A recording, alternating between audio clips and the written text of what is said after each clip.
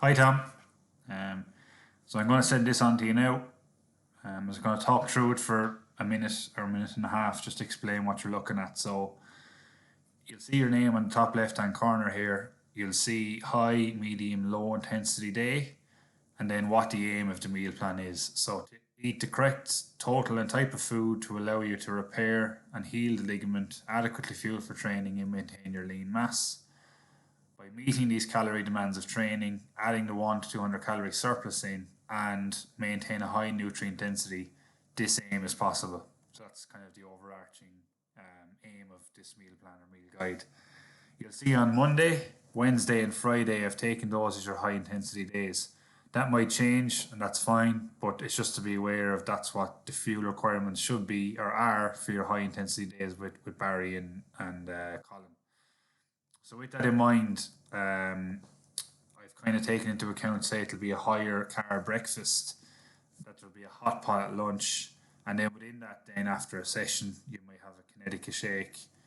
When you go home in the afternoon, you might have the avocado, eggs, and bacon medallions, and then similar to that, you'll have your salmon darns, maybe potatoes and vegetables, and I've kind of explained the portion distribution within each of those as well. Each night I have in Greek yogurt with berries and almonds. That's in every night, but that doesn't mean you have to have it every night. It's just a guide that that's going to be a high protein, nutrient rich snack before you go to sleep. Again, if you're not hungry, don't have it. You'll see on Tuesday, I've taken as medium intensity days, so that's why it's amber. And then within that, then it's a little bit less carby, so say 500 to 250 calories less, and that's taken into account. There's less carbs with your breakfast, maybe less carbs with the snack after you go home, and maybe even less carbs in the middle of the afternoon. So that's the breakdown of the middle of the week. And then on Saturdays and Sundays, 2,700 to 2,900 calories is the aim. I've three square meals in there basically. So you have a breakfast, maybe a brunch or a dela, whatever it is, on a Saturday, and then normal dinner and a snack if you want it. With a Saturday or Friday evening, beg your pardon, I have in your choice. So again, whatever you're doing, going for dinner, cheat meal, whatever you view it as, that's the way to do it because it will coincide with you actually training as opposed to having a recovery day. On the bottom, there's everyday supplements. So creatine, 5 grams a day, fish oils, 3 grams a day. That's 2 scoops of whey, so 44 grams of protein, the vitamin D3 spray, and then the collagen, 20 grams a day before every session. I've labelled it as high carb, medium carb, low carb in terms of the grams of carbohydrates per each meal, and that's why the colour coordinates to the meal there. So I've taken out the calories and taken out the overall macronutrients and just gone with the traffic light system, which I think is way easier to follow. But I know that each meal is higher or lower carb.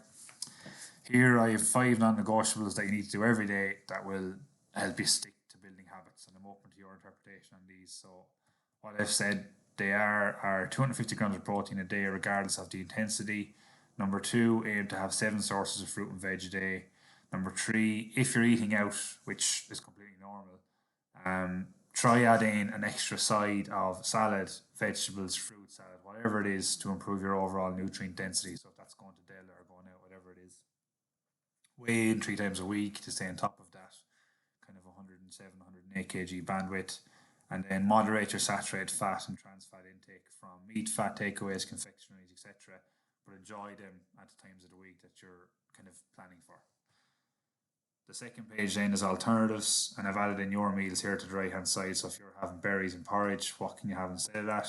Or if you're not having berries and porridge, if you're not having salmon darns, what's a good option instead of that? What's a good option instead of the eggs and avocado? And what's a good option instead of the yogurt and berries? So all alternatives, all of your meals in with the pictures on the right hand side. That should help. Look, any questions? Give me a shout. I know it's 4 minutes long, but nevertheless, it should help.